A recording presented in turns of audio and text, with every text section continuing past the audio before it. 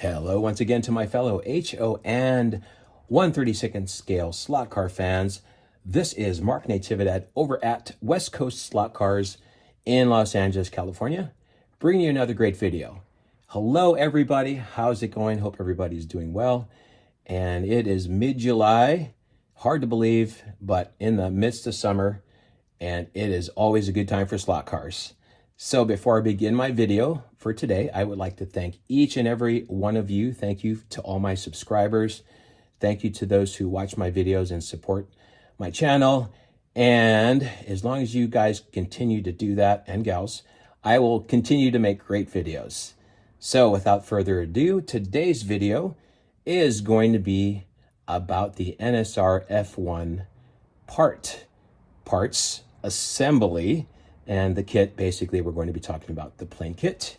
And before I begin, here is my contact information.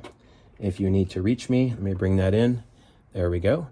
Reach out, and I will do my best to get back to you, okay? All right, ready? Here we go. All right, well, here we have the plain kit. This is the 1521 Formula NSR body kit, totally bare bones. And thank you to LEB Hobbies for supplying me with the kit. And just information-wise, I did purchase the kit from them because I'm supporting my hobby as any other good hobbyist would do. So let's get open here. I've already opened it up a bit to prep things, but pretty much there is everything that you will need to assemble your Formula One car. All right, so first things first, getting to the parts. Some of the smaller pieces will come on trees. So, for example, the air scoop, and I believe the mirrors and the top part here, those will come on trees. So first things first is make sure that you're trimming your parts off of your trees. There's the mirror there, tiny little mirror. Make sure that you're trimming your parts off your trees and trim off any burrs. There is the rear tail lens, all right? So make sure you're trimming off any burrs to your parts and give them a little test fit before you continue. Just make sure, I usually just make sure that it fits nice and flush there. It looks pretty good. All right. So before I start prepping and taping and all that, I will actually take these parts and some dish soap and a toothbrush, and I'll scrub everything down. Anything that's going to be painted, you're going to scrub it down. So that includes the body. I just go ahead and do the interior because I'm going to do the post. There's a little piece of the inside of the cockpit, which I'll do. Anything that you can see, that'll be painted, but I just scrub the whole thing down. That gets rid of any mold release agents that are on there that may inhibit the paint from sticking. Keep in mind, you're also going to be painting your front fin, your rear fin, your tail, and anything, the driver, again, anything that needs to be painted, make sure you hit it with a toothbrush. All right. Let me get these aside. Once that is all said and done, you basically want to start taping up your model. And I typically tape from the bottom. I tape the cockpit ring here, any holes that are showing. Don't forget about the side vents there. You want to run some tape in there. And as for the tape goes, I pretty much use a standard painter's tape. Do not use masking tape. Do not use Scotch tape. That may bleed. Your paint may bleed. So make sure you use a good painter's tape. There's the blue tape, there's the green tape, and there's other brands in between. Especially if you're doing any striping or anything, you make sure you get a nice clean line with the painter's tape. So once everything is all taped off and you're ready to go, then I will begin my primer process. Now, as for primer, pretty much you've got two shades of primer. You have white primer, you have your gray primer. And just for the record, I typically am using a rattle can. I believe it's a Rust-Oleum, and it specifically says on the can that it is good for plastic. You can use other brands, Tamiya primer, you can use Testor's primer, so whatever is good for you. And again, I'm using a rattle can. For me, it's efficient, it's effective, and it comes out just fine because the finer, I want my spray to be finer, so I'll typically be using my airbrush for the spray. So once everything's all primed out, keeping in mind, make sure you have to prime some of these areas too inside. Like, for example, this part in here, you're going to see the cockpit, the inside of the cockpit. If you look through, the driver will be in there, but you'll also see some of the cockpit. So make sure you're priming those pieces as well. I also prime my back post here, and don't forget some of these front pieces here. Make sure you're getting good primer, good coverage. And again, always better to check when your tape is on, you've got some primer on it. And yes, so if you need painting or you need advice for painting, then there are plenty of tutorials here on YouTube, so I'm not going to get into painting too much. Okay, so that's pretty much it. We talked about washing, separating the parts, trimming the burrs off, and we talked about the primer. And now the primer colors, you can basically go with a white primer or a gray primer. I particularly like to use a light or a white primer if I'm doing lighter colors, yellows, reds, white, and darker primer for darker colors, especially if you want them a little bit darker, like a dark gray or a deep red or a deep purple. So I typically use a gray primer. And you can always use that primer. The lighter color on a darker color will make it a little bit brighter. And then the darker primer on a brighter color will make that color a little bit darker. So keep that in mind. All right, so that's pretty much, imagine that fully primered. So I will bring in a model that I'm working on, and this is a 908 kit that I'm working on. So it's already done its primer. I believe this is 3 coats of paint on this one. And this, I believe I'm using acrylic paint on this one. So this is a Tester's acrylic paint. And 3 coats on there. You can turn it over. As you can see, a lot of that, the holes that are taped so that the airbrush doesn't force the paint through the holes and make the holes a little smaller, which is okay because it's better to have a tight fit. But sometimes you don't want paint leaking through or coming through certain areas or overspray, especially if you're spraying the underside a different color. You don't want that spray going through the bottom, coming onto the top, ruining your top finish. So this is pretty much 3 coats of acrylic, and this is a Tester's acrylic.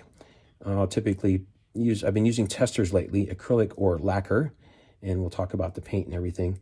But there we go. So it's ready for decals. I'll talk about decals as well, but it's been drying for a couple of days now, and I'm just waiting for the decals to come in. All right. So as for spraying and as for all the other safety stuff, make sure that you're using a ventilator or you're spraying in a well-ventilated area, especially with lacquer paint. You don't want to breathe those vapors. Make sure that you're in a good area. You have a box or a fan behind you. So I'll typically use a fan behind me or spray outside, and hopefully it's not a windy day. But, we want to make sure that you're safe as well and you're not breathing any of those vapors in. All right. So once it's all painted and the decals come in, I will go ahead and put the decals on. Let me bring in a model that is already all done. And this is F1. I did the lotto on this. And this was, let's see, paint is acrylic paint. This is a paint that I purchased over at Hobby Lobby. It's by Wicked Colors. And let's see, it's a clear coat. The clear coat is, to me, a gloss coat. And the decals, I believe, are Le Mans decals. So lemansdecals.com. Great place to get decals. Thank you, Le Mans. And the car came out beautiful. So there we go. A little close-up of the car. I love it. Great thing about a custom car is that hopefully nobody else has the same one. And usually if they do, it may be a little different or different decals. So you know that's your car on the track, unmistakable as it's going around. So let's see. Let's talk about decals a second. Pretty much for decals, I'll use a water slide decal, and make sure that if you're not familiar with the water slide decals, make sure that you get some practice. They can be a little fickle. They're easy to tear if you're not very careful and handling. And just in my experience, just be patient. I'm sure that there are plenty of tutorials here on YouTube for using water slide decals, but the quality and everything is just, it's unbelievable. It actually looks like everything was just sprayed on there by a machine. So that's the great thing with water slide decals. They're very thin. So I prefer to use the water slide decals on most of my models. I don't think I've used any. I've used stickers, but that's a whole nother subject. We'll have to shoot another video about stickers. So another couple of good resources to get decals, Le Mans decals. There's Italia decals, Atalaya. and I believe Italia and Le Mans. They're in Spain. You can find them on eBay. You can go right to their website. And there's another one called Decals. I think they're local here in the United States. So Decals, another place. I actually haven't yet used any of their decals, but I will be soon.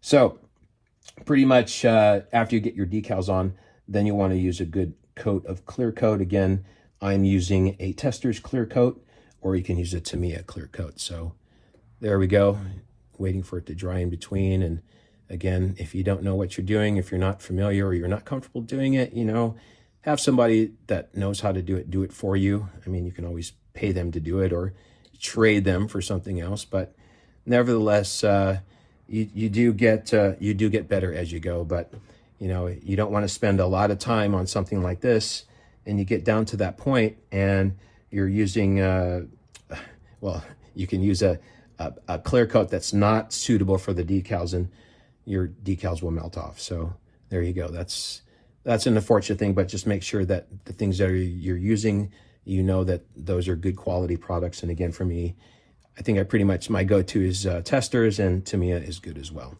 So there you have it. That's as for, wow, from start, the washing, all the way to the decals and the final paint and the completed body.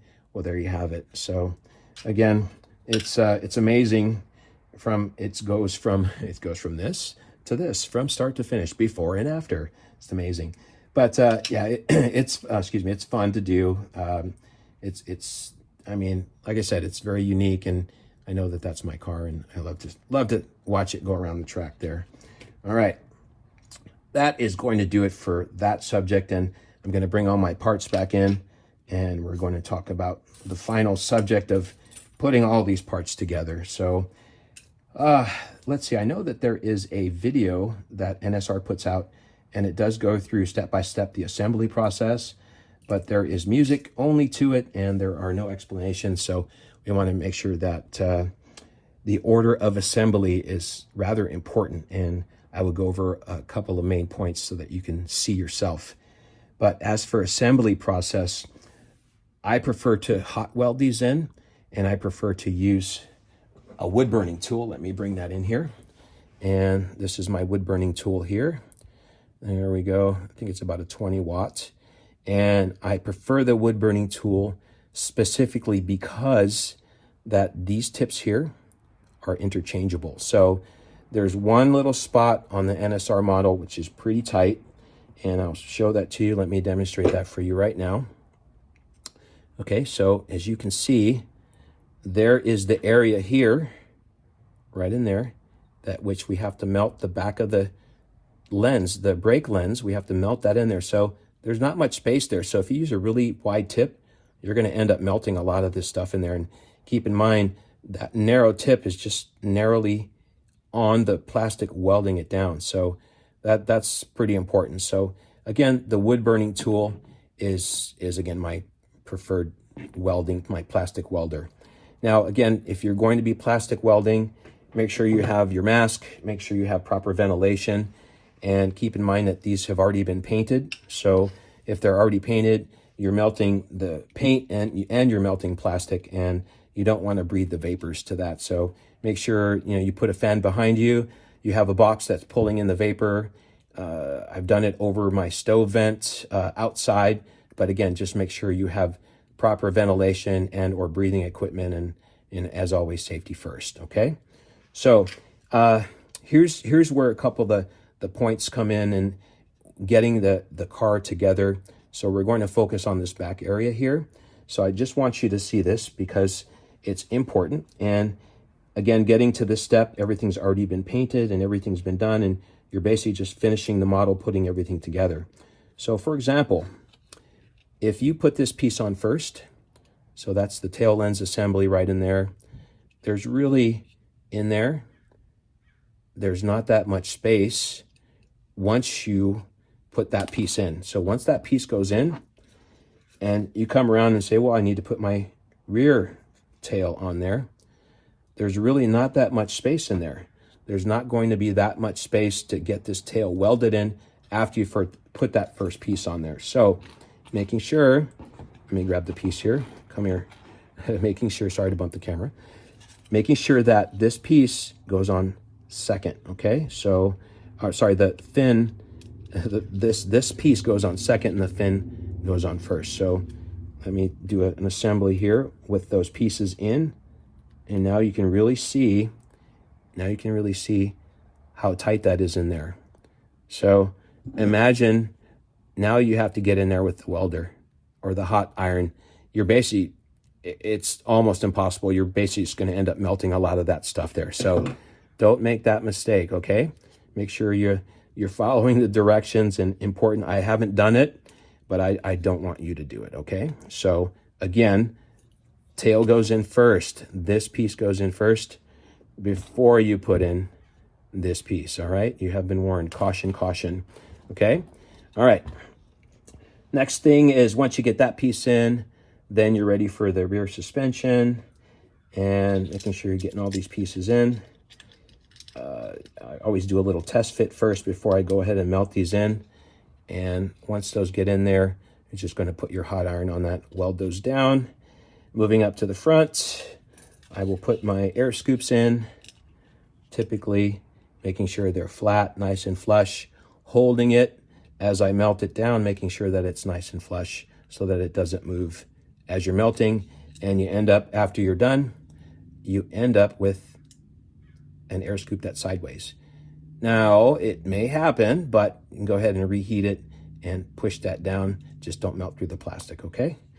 All right, coming to the front here, the top, I'll put the top piece on next, and then I'll put the mirrors in. So keep in mind that you need to put the mirrors in before you put in the cockpit, because once the driver is in the cockpit, it's pretty tight in there, and you're not going to get a welding iron in here to melt the mirrors. So you have plenty of room with the cockpit out of the model. There we go. Plenty of room. It's easy to just tap, tap, hit it. You're all set. So make sure the second rule on these NSRs, other than the fin, the back wing, make sure that you melt your mirrors in before you put the cockpit in, okay? So let's get to that. Let's get to the cockpit thing here. All right, there's bare bones. So a couple of things which need to be in order here. I'll typically put the gear shift in first, because once the driver's in the steering wheel's in there, it's going to be rather difficult to get that piece in there. So that's a very, very tiny piece, and you'll have to melt that from the side, okay? So that goes in first, kind of look like that when you're done. And once that's in there, I'll go ahead and insert my driver first into the cockpit, and then I will test fit the steering wheel.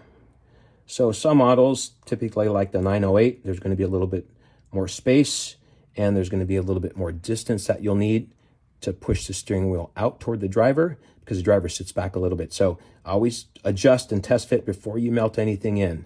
So make sure that you're testing that.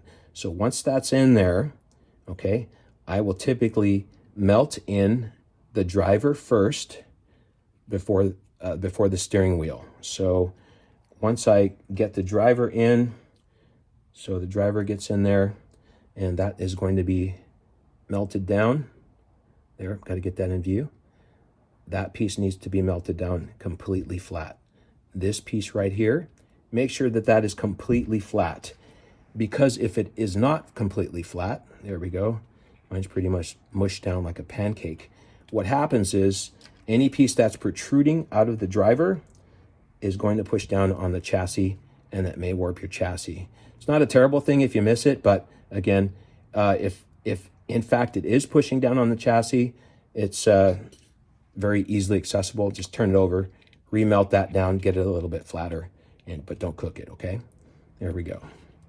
All right, and then finally is, once you get all that in there, then you're going to put on your front suspension piece, and that goes in there, front suspension piece, and then you're going to put your nose on, and you're going to get those heat welded down in there, and you're pretty much all set. So that'll be the finish of the model, okay? All right, so there are more than a couple of things. Just be mindful, be patient, take your time, don't make mistakes, because again, once you're further along in the stage, it's really it'll be frustrating just to make a mistake like that. So nevertheless, there we go. It's a nice 360 of that one.